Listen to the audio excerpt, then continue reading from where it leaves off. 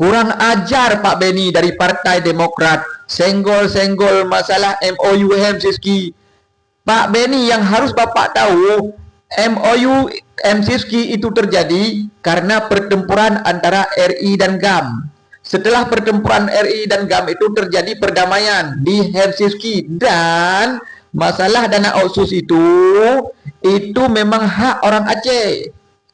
Karena Indonesia juga pening. Seandainya terjadi perang, banyak tentara yang meninggal dari pihak TNI, juga dari pihak GAM.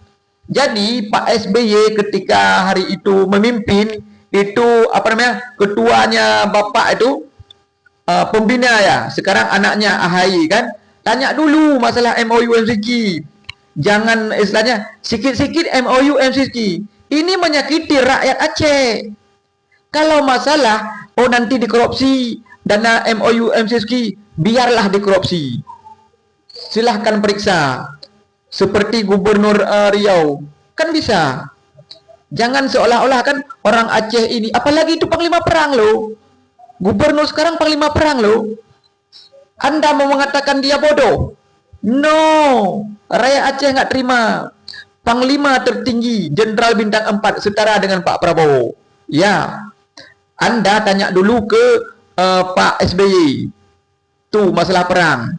Habis biaya banyak itu Pak. Jangan Bapak anggap, sikit-sikit MCQ. Seolah-olah kan orang ini yang duduk sebagai di pemerintahan ini korupsi. Janganlah begitu Pak. Ingat Pak, biaya perang mahal. Jadi wajar kalau sekarang dikasih dana kemarin itu berapa? 8 triliun. Ditambah 2 triliun lagi untuk kombatan. Wajar. Kombatan itu wajar mendapatkan 2 triliunan itu wajar. Sedikit pun itu.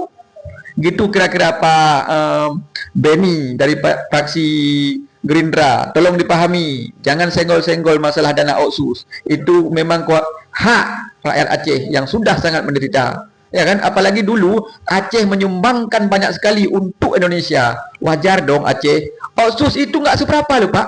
Banyak sekali kekayaan alam Aceh ini dibawa ke pusat, ke Jakarta. Ya kan, makanya perang. Ya kan?